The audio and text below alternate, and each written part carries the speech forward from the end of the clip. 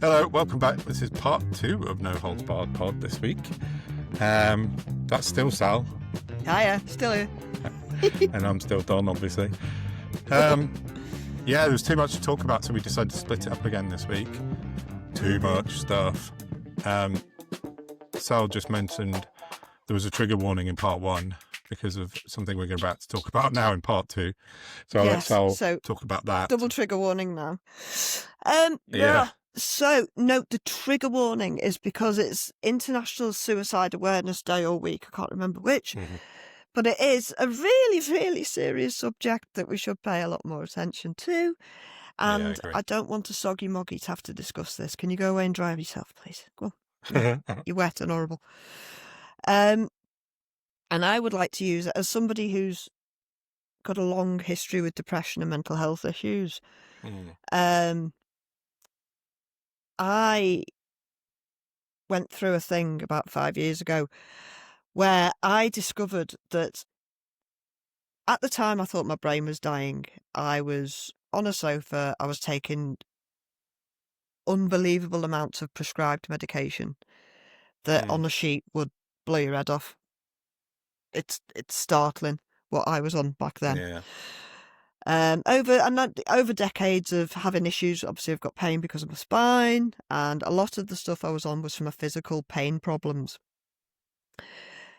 And I just got worse and worse and worse. And about 5 years ago, I couldn't get to the end of a sentence without forgetting what I was talking about. I genuinely believed that my brain was dying because my memory was just, my life was, and everything was just horrendous.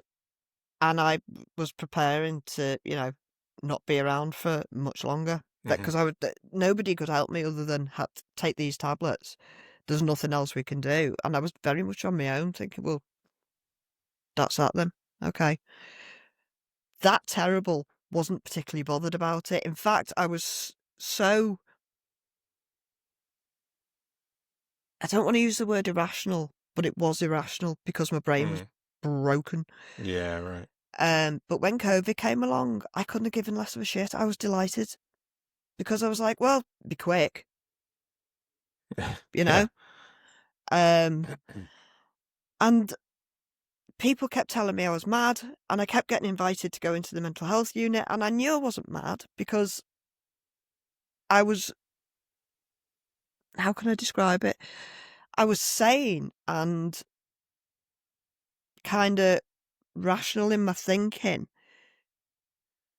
but I was so dysregulated is the best way I think to describe it, when you're not comfortable in your own skin or your body. And it wasn't just about pain. It wasn't just about being in spasm.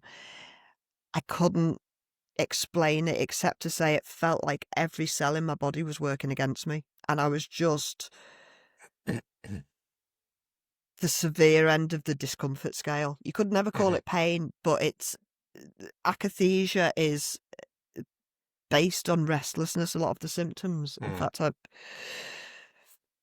got a link here because obviously I've got my experience and then there's general things that most people experience because we're all very unique. And there it is. Yay. But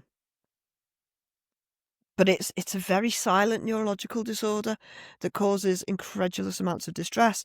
And the only reason I figured out that I had it was because a friend of mine sent me a book on brain plasticity. Now, if you've never heard of brain plasticity, which most people have not, it describes the fact that the brain is essentially plastic and it can regrow and repair itself in the right environment with the right nutrients. Now, nobody had ever told me that. I thought, when you lose your brain, you lose your brain. Witness dementia, witness, the irony. Go on. What's the name of the condition? I can't fucking remember. Alzheimer's? Yeah, just like say we're not laughing at that. It's just it's the irony of my broken brain. Yeah. But I have. So my friend sent me a book on brain plasticity, and I was like, "Oh God, I'm not dying. I can fix it." Hey! Yeah. And it's another book that I got to about 2 chapters in and went, oh, great, I'm going to be fine now, and put it down. I haven't finished reading it stupidly. I must do that. But that sent me down a research rabbit hole where I found Jordan Peterson. Oh, yeah. Which is a weird little paradox when that man saves your own life. But he did, because he was suffering from the same thing for similar reasons. And he ended up having to go to Russia to get diagnosed and to hear about this condition. And for me, there are many different ways you can get it. Medication-induced neurotransmitter imbalance, withdrawal from medications, predisposing factors such as people with drug sensitivity or family groups who are drug sensitive, drug interactions, psychiatric disorders like underlying schizophrenia or bipolar may contribute. And, it could be genetic factors, and drug metabolism falls into what I've just said. But there are many things that can exacerbate it. For me, it was guaranteed, because I was taking a toxic amount of big pharma, and it fried my brain. And I don't know for how long, I just know what it led to. And I ended up presenting because I was getting worse, and they sent me to a psychiatrist at the local mental health unit who prescribed me an antipsychotic. And I'm like, I'm not psychotic. I don't know what it is, but I'm not a danger to anyone. I'm a danger to myself, but only because my quality of life is so fucking poor and I'm in pain all the time. And utter confusion, because at this point I had theories on politics, but they were so insane that I was questioning my own sanity. Turns out I was absolutely fucking accurate on every point. While people were telling me I was mad, qualified people, mental health workers. You were just ahead of the game, telling me, you're losing it, you're not rational. I'm like, but why are you gaslighting me? I mean, to gaslight a mentally ill person, it takes another level of psychopathy. But they do, because that's their perspective. They're expecting to see people displaying mental illnesses. When in fact, it could be the environment making that person react differently to standard, regular human behaviour.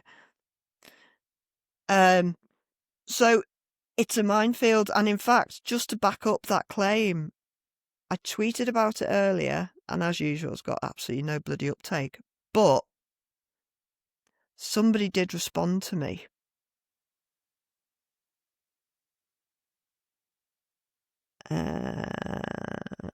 Can't be too far down because I haven't done much today. Oh, I retweet too much. Oh, come on, dude. There it is. Holy shit. What's happened? Do you know the far-right American commentator Charlie Kirk? Yeah. Have you seen him? He's been shot. Yeah. It's just happened now. He's on stage, and he's in front of a crowd of people doing one of his usual bollocks things, and it looks like he's been shot in the neck. Well, you reap what you sow, don't you? I don't like the man. He's horrible. I'm just saying that's breaking news. Sorry, we often get breaking news. It's just like Farage, isn't it? I'm going to be awful and cause all this hate and harm. Oh, don't be throwing milkshakes at me. Yeah, I know. Sorry, I've disrupted it. Yeah, carry on. You got your. Did you make it? Your tweet. It's literally just happened. Yeah, right. And I had somebody reply to my tweet earlier saying, my wife is currently going through it now, but it's all being denied. Yeah. She's getting told it's anxiety, personality disorder with medically unexplained symptoms, whilst change meds all the time, making matters worse. Wow. This is what we face. It's not, and I swear down, because I know what I've been through. And I wouldn't wish that on a Tory, because for me, at its most acute, I couldn't stay still. And I was, even then, I was only getting 5-6 hours kip on a good night. And when the akathisia kicks off and you go through an acute phase of it, I would go, for 72 hours without being able to sleep. And even if you're a healthy person, 3 days with not being able to sleep will inevitably create conditions that your brain will not be happy with. No, and when you're under so much fire taking the medication, and then you go to see the people who are supposed to help you, and then they gaslight you. And people commit suicide. Hell fucking surprise. But then I've been since I figured out what was wrong with me. And I still can't get all the therapies and the neuro care that I need. Nobody gives a shit. Yeah.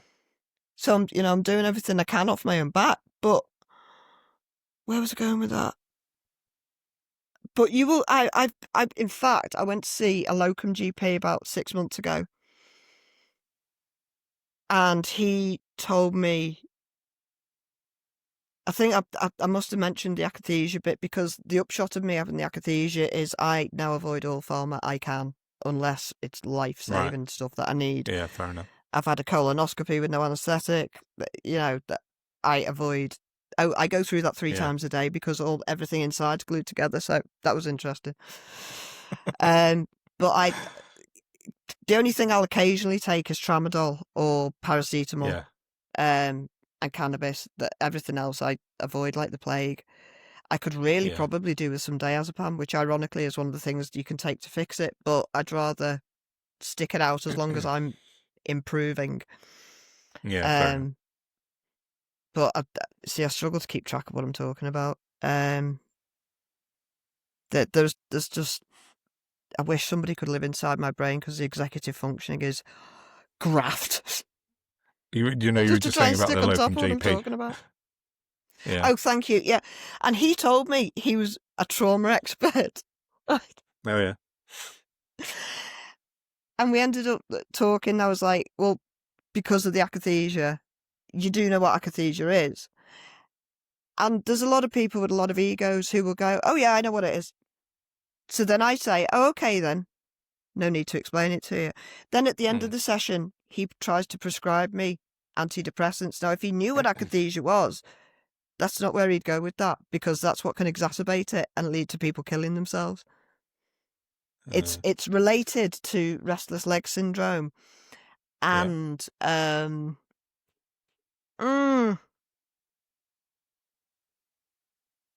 so it's something else which I cannot remember. But if you're prescribed anything by your GP for mental health or pain, because they're very fond of giving antipsychotics for nerve pain because they think it might work off-label, be cautious. And if you are not feeling better, go back to your GP and tell them you are not feeling better, and upping the meds may not help. It may not be that med suitable for you or whatever. I'd say go and do your research, because I've been med-free for 5 years now, having been told that I would be on tramadol and morphine for the rest of my life. Right. Like top dose every day. No. Yeah. No, there are other ways and means. They just don't profit anybody. Yeah, well, that's fair enough. So that's my PSA on akathisia. I'm sorry it was rambling and all over the place, but no, it's fine. That's the upshot. Yeah, it's interesting. It's something that I didn't really know much about until you'd mentioned it, and then I had to read about it, and I was like, yeah, okay, got it. Because I think potentially I had something, whether it was that or something similar, when I had pneumonia a few years ago.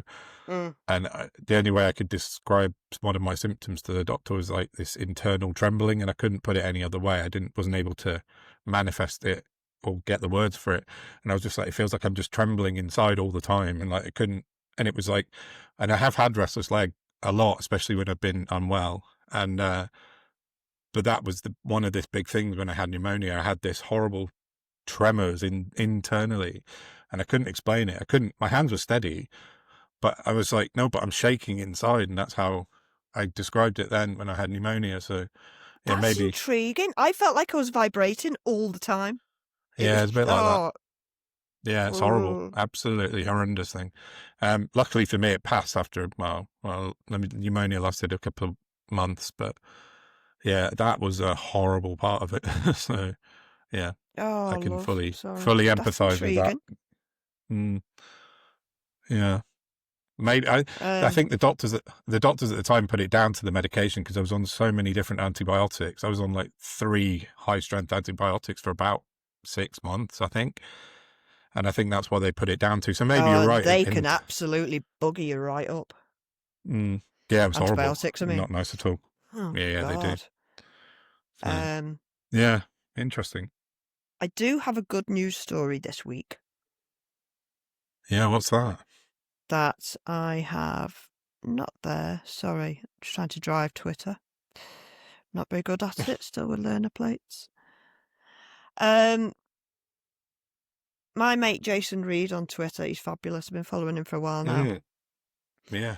I just wanted to read a tweet he's done because it's something that I've had to do myself. Totally unrelated, but just generally in life. And it turns out that's how we're going to have to work if we want to get anything done. So, let me read Jason's tweet to you. He is at Jason REID UK. Yeah. He says, I've been meaning to post an update regarding the discrimination I faced at Specsavers in June when I attended an appointment at one of their branches for earwax removal and was refused treatment because I'm living with HIV, in parentheses undetectable.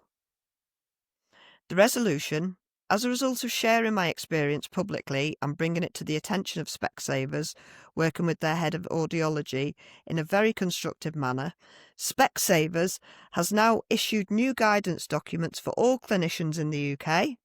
This updated guidance no longer includes HIV as a contraindication for earwax removal, which has prevented the procedure taking place previously, which is mad. Yeah. It's 2025. I know. I know. I read that same tweet and I had the same reaction. I was like, "What? Really? Is that a thing? That's nuts."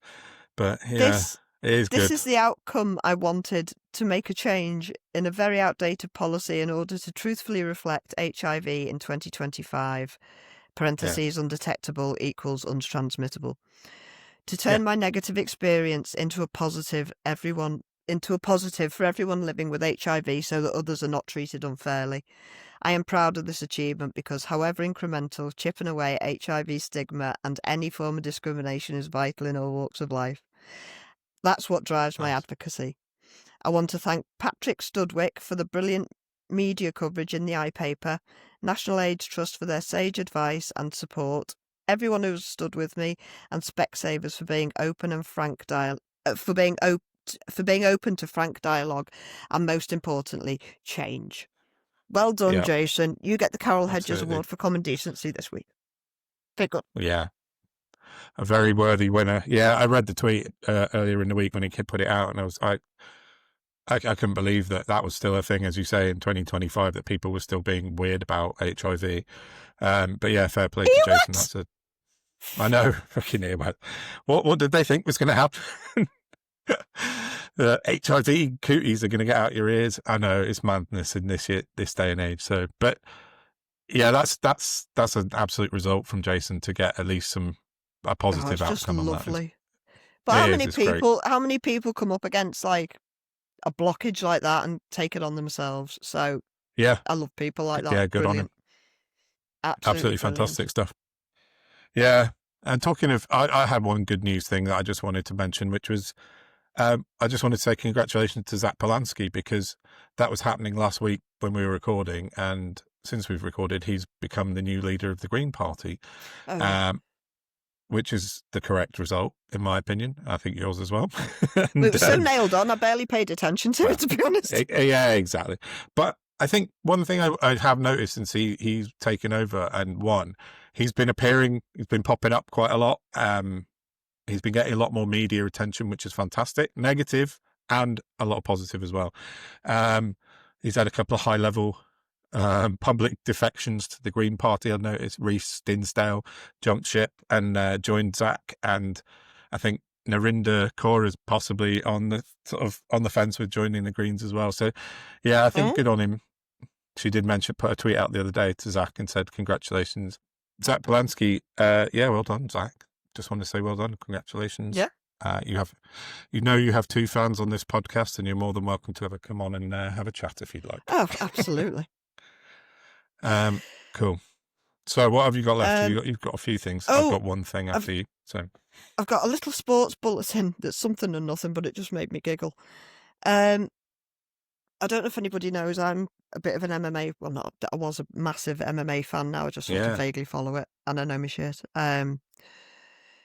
There's rumblings this week.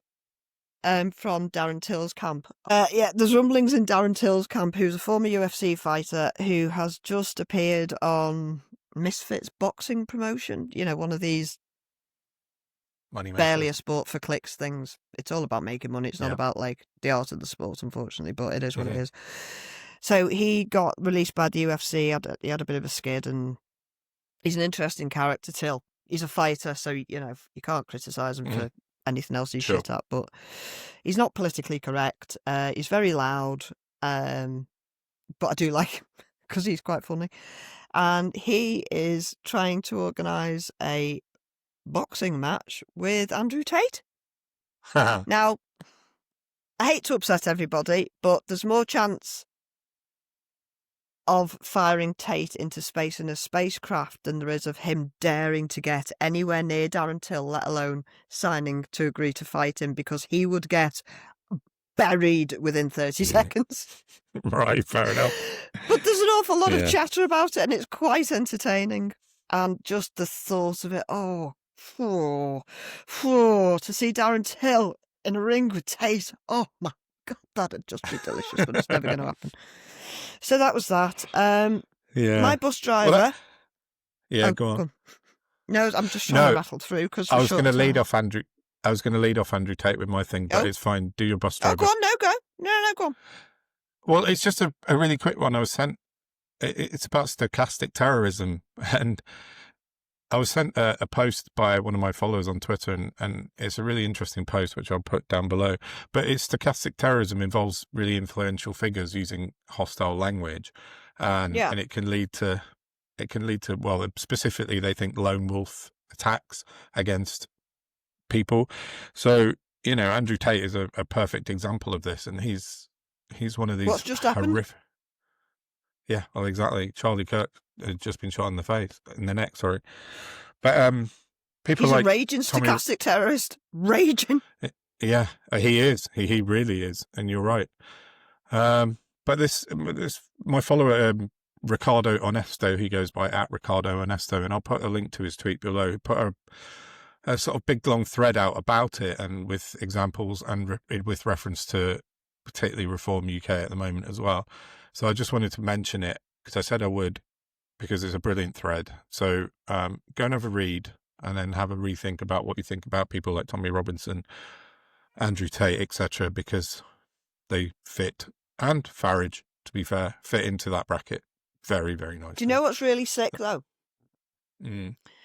I'm speaking about people with these very specific psychologies, and something I think I pointed out last week about Graham Linehan.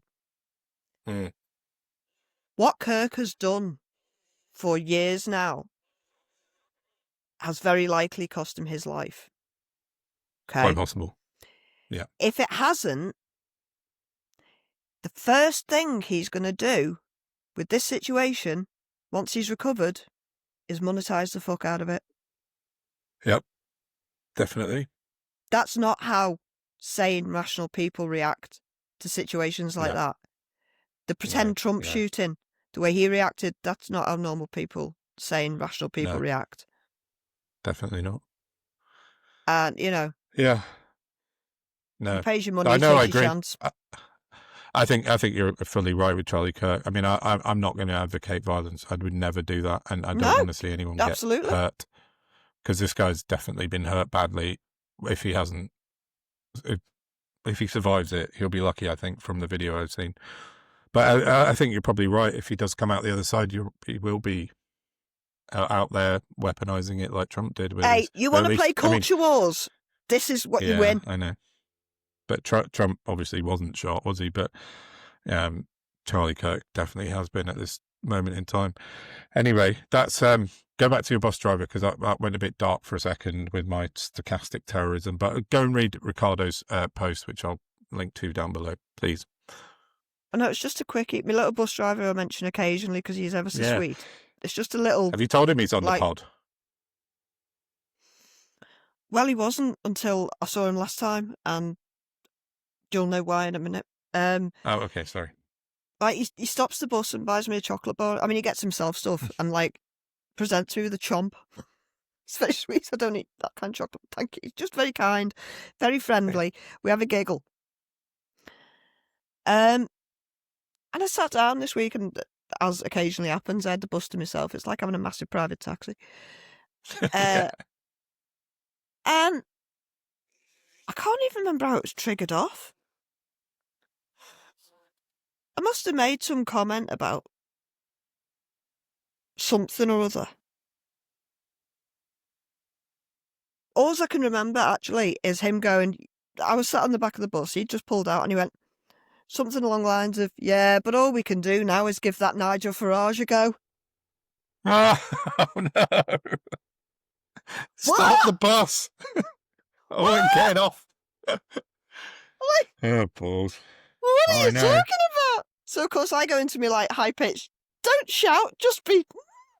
Yeah. I went, what could you possibly mean? The fuck, lad?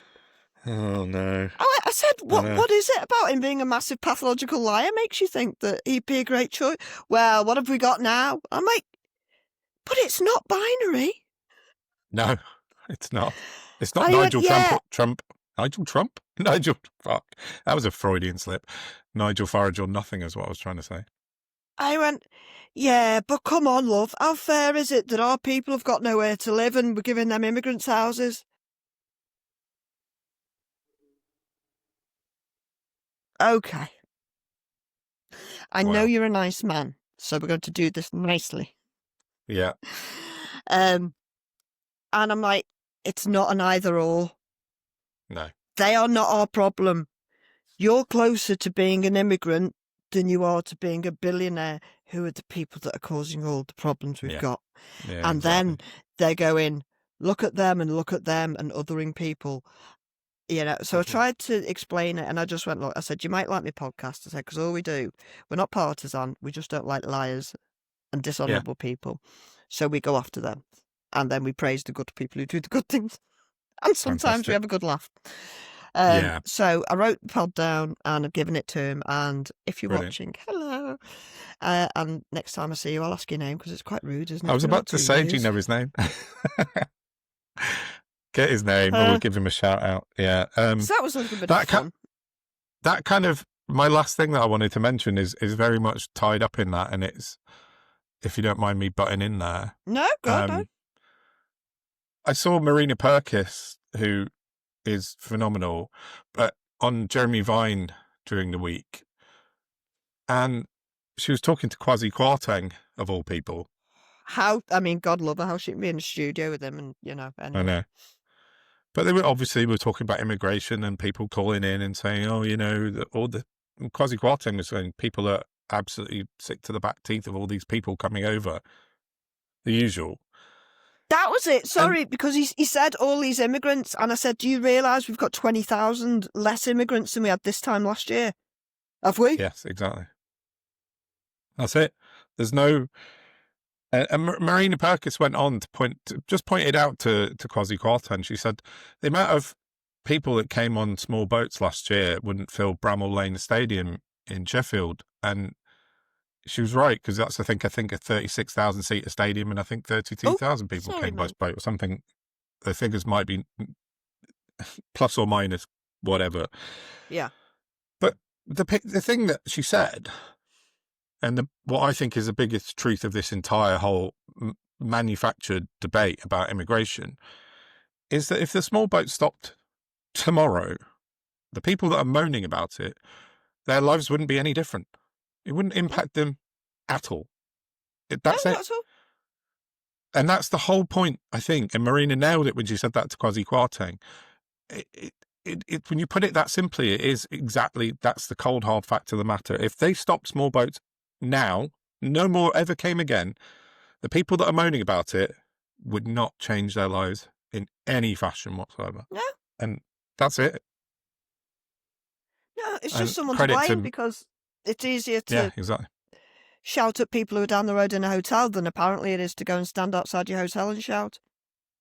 Yeah, exactly.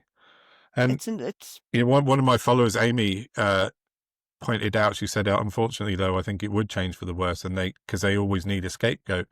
But who would be next? Disabled, certain religions, or the poor? Yeah. Speaking of which, can we get that over and done with? Yeah. Sorry, listeners. Do you know what? I need to praise you this because you couldn't make it up. About when was it I last rang in and I put on Twitter, I'm just going to listen to LBC. How long am I going to last? It must be about a month ago. Yeah. And lasted 28 minutes. And weirdly, I turned it on and Sheila Fogarty is talking about endometriosis. Right? That's my expert field. Great. Yesterday, I thought, needs to do a bit of gardening. What can I put on? The trawl isn't out yet. I don't fancy YouTube, but I'll give LBC another go just on the off chance. Yeah. Weird. Really, really weird, because I switched it on and Tom Swarbrick's on there, just about to talk to a lady about the Access to Work scheme and PIP. And I'm like, fuck off. I know about this. This is weird. This is really weird. And then I was going to leave it. I really was. I was just going to listen. And then he opened up before the first lady came on by saying how when he was at work and he got sick pay, he took a week off work because he knew he could get away with it. Yeah. Immediately making out like anybody on the Access to Work scheme is blagging it and pulling a fast one. Yeah. And I couldn't let it go. So I rang in and I've not been able to listen to it because I hate the sound of my own voice. So we're going to do that now, listeners, if that's okay. We're all going to do it together so I feel safe. Are you going to play it or do you want me to play it? Oh, can you do it? Sorry, no, I just... Let me find it. Speechless, Stuart, thank you. Sally's in Liverpool. Sally. Hiya. I can't understand how this is coming from such negative angles at all. And it's always from people who don't suffer and have no comprehension of what it is. How do you know I don't suffer from it? Well, because you started the broadcast by saying that you took a week off work because you couldn't be bothered. Yeah, not a week. I took a few days off work. Not everybody is that dishonest, Tom. Not everybody's that dishonest. Not everyone is like you, which seems to be the general thinking. Can you name me any financial circumstance in the history of man that somebody hasn't tried to game, and yet week in, week out, it's either disabled people or immigrants? And yet you mentioned Access to Work cost, is it 258 million? How much did Michelle Mone take off with? How much does Lord Bamford owe to HMRC? These are all valid questions. Disabled people getting it in the neck. These are sorry, but Sally, the point is not that there shouldn't be schemes available for people who need them to access work. I agree with that. I think that's a very good thing to do. It is very good to pay to help people stay in work because that contributes more, and it is incredibly good for that individual to be in that job. Absolutely. I totally agree. How on earth we have ended up with a system where you don't have to be diagnosed with a health condition to be eligible support to because there aren't. Well, I'll tell you because my surgery was cancelled last week, Tom. I'm due to have spinal surgery, and it was cancelled at the last minute because we have a countrywide shortage of surgeons, because Brexit, because wages are so out of kilter with the rest of the world. Sally, I'm sorry to hear that I'm sorry to hear that your operation got cancelled. But Sally, presumably are the ones that are getting kicked for it. No, presumably you have a health condition that has led to you needing that surgery.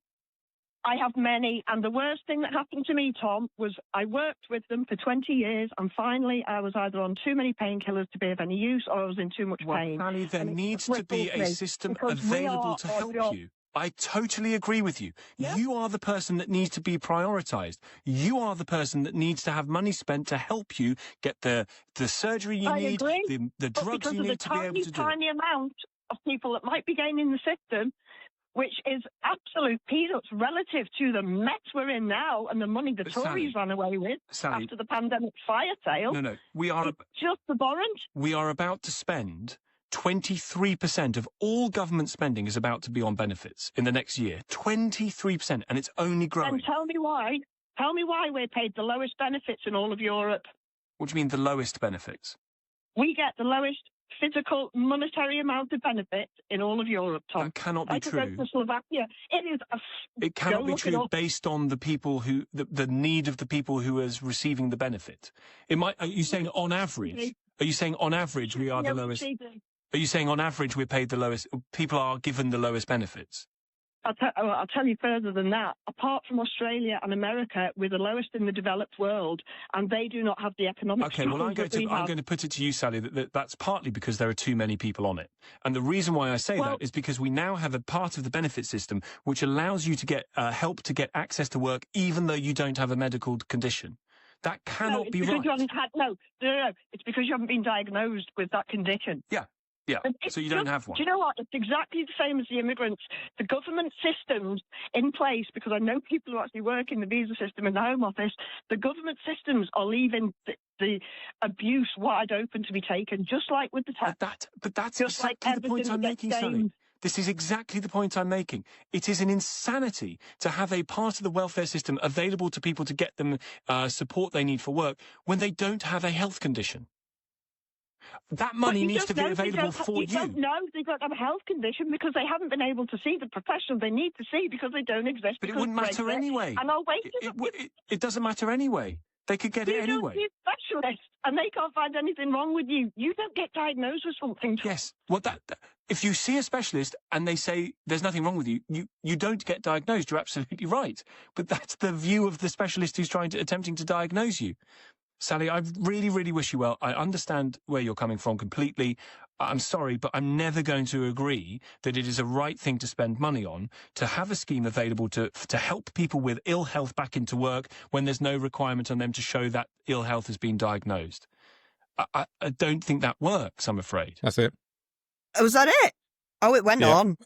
They've cut quite a chunk out of that. That's when it stopped. And then he went on to some breaking news about a woman who died in the channel. No, that's where it stopped. Oh, okay. So it wasn't as terrible as it was fantastic. I always just want to do my best and make a difference, and it's hard under those circumstances, especially it's so patronising, man. Yeah, he is. But you did brilliant. I said that to you on text before, and it's like you got your points across, and you were exactly bang on, and he was just trying to whataboutery himself out of every situation. And yeah, when you hit him with the low benefits thing, he was quite taken aback, I think, because he obviously didn't know that. I was ignorant in it. Yeah, exactly. We're never going to agree that the government has a scheme to help people back into work that you don't need a diagnosis for. I agree in an ideal world.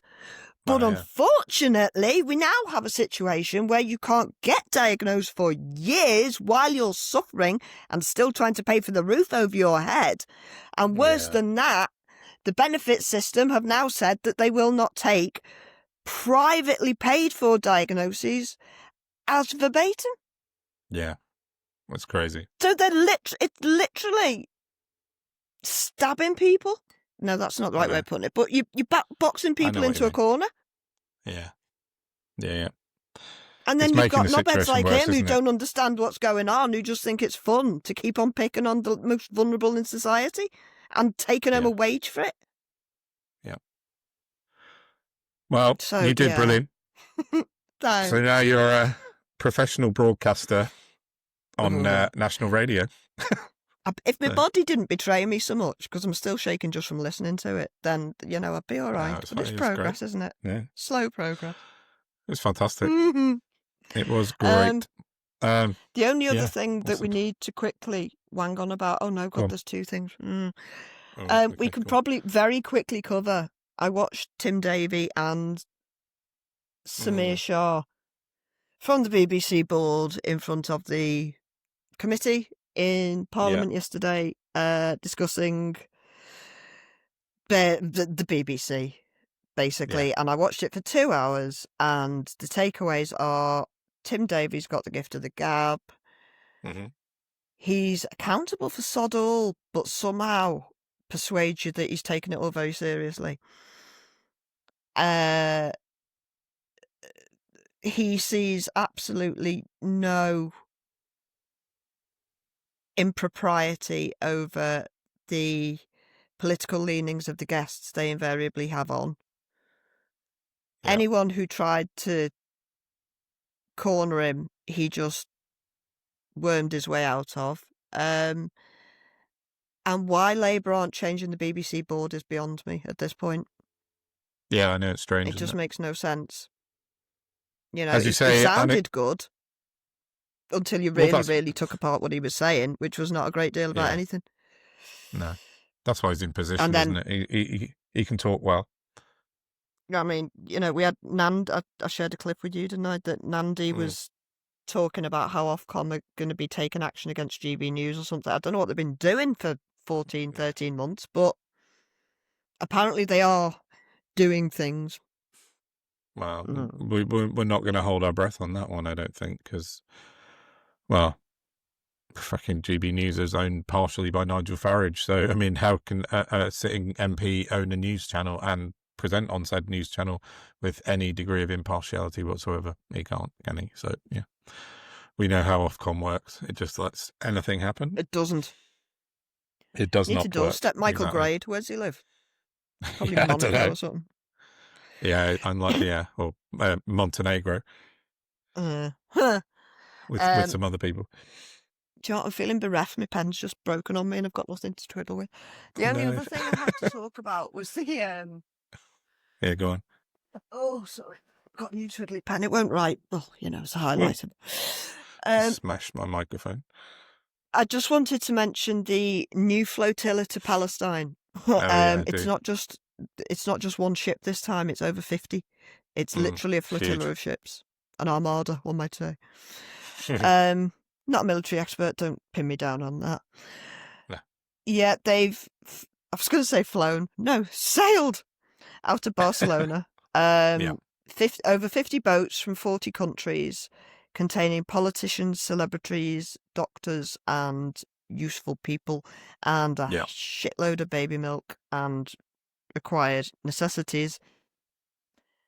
Also on the boat is Mandela Mandela, the grandson of Nigel Mandela, former terrorist come saviour of the world. Nelson Mandela. Just saying. Yeah, just saying. He was once designated a terrorist. He was. He wasn't a terrorist. No, absolutely not. You just said That Nigel happens. Mandela, that was all. Did I? Yeah. You said Nigel Mandela. I'm just saying, another Freudian slip there. Yeah, no, Nelson Mandela, you're right. I didn't know his grandson was on there. Do you know what it is? Mandela's like Mansell. Right, it's a moustache. It's my stupid brain. No, fair enough. Yeah, I didn't know his grandson was on there. That's really interesting. And last night, one of them was attacked by a drone. It was. Off the coast of Tunisia. Various sources suggest it was an onboard flare that exploded or a cigarette fire. Horseshit. Yeah. That was what Israel was suggesting happened. I know. It's mad. Because we know that they're always honest. And if you look at the video that shows the evidence, it's straight down into the boat. Yeah. Never seen a cigarette like that in my life before, and I've seen a lot. Yeah, so, I hope they get there all right. Yeah. People with good intentions doing good things. Well, do you know what? So there's a few people online. Hi, son. Found his way in the back door.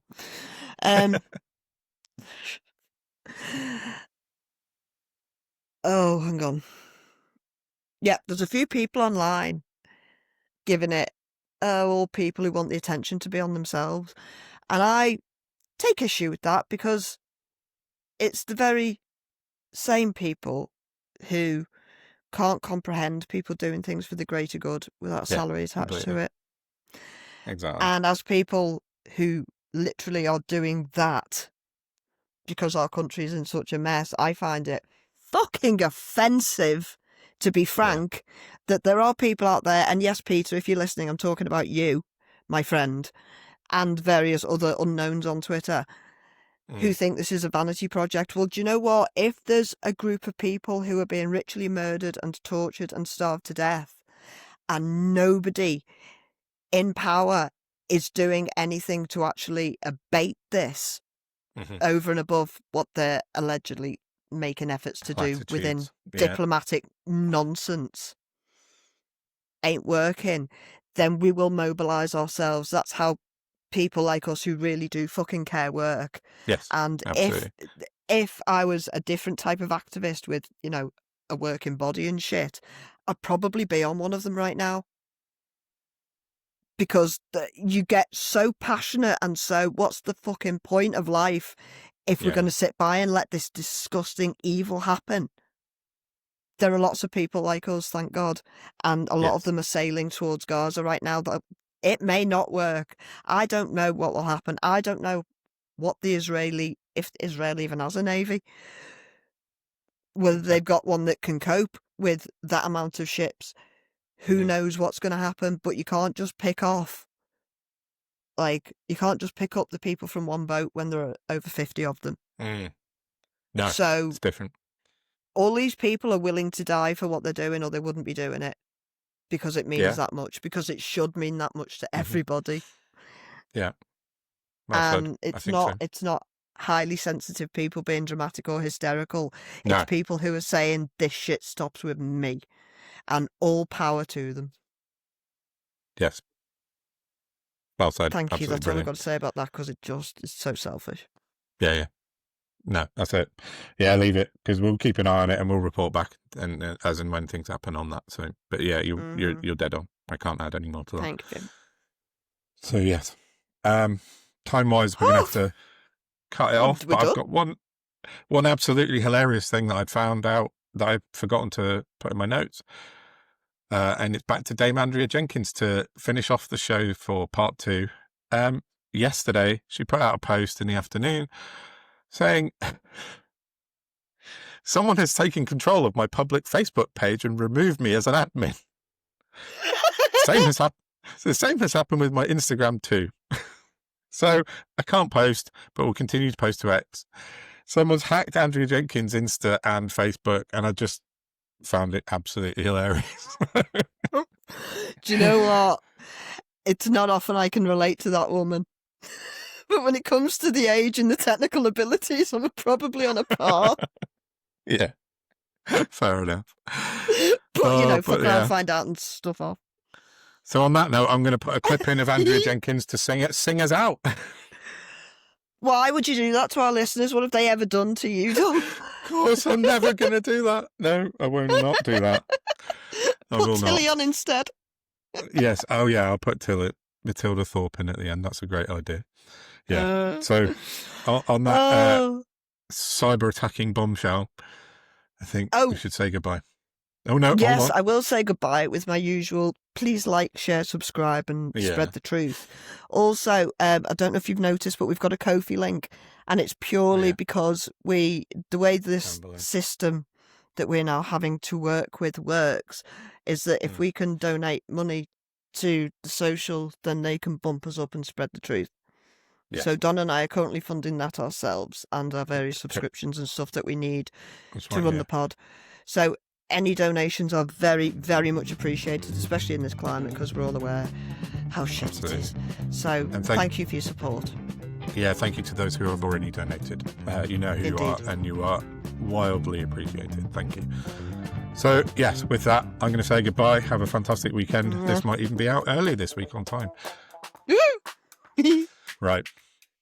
Ciao. Take care, everybody. Bye. Bye. Welcome to our daily reform meeting. We do have a couple of issues at hand today. The press going after Nigel with his second home in Clapton's tax situation. Secondly, the anti-vax speaker we had at the reform conference. Any ideas or thoughts on how we handle this today? Not a clue. Andrea, as the most experienced female politician in the room, how do you think we should handle this? Avoiding tax and farage, anti-vax and farage, go together like a horse and carriage. Hacks will forget what they wanted to say. When they hear my song Insomniac, they'll go away. Make UK great again, Mugger doesn't sound the same. 14 councillors resigned, we don't take the blame. Just sing the anthem to the Queen. Everyone forgets that she's a royal has-been.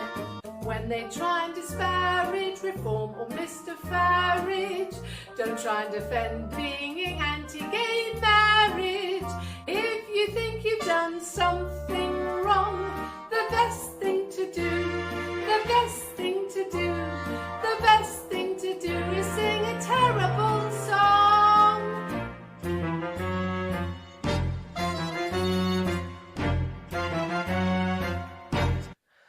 Right, thank you.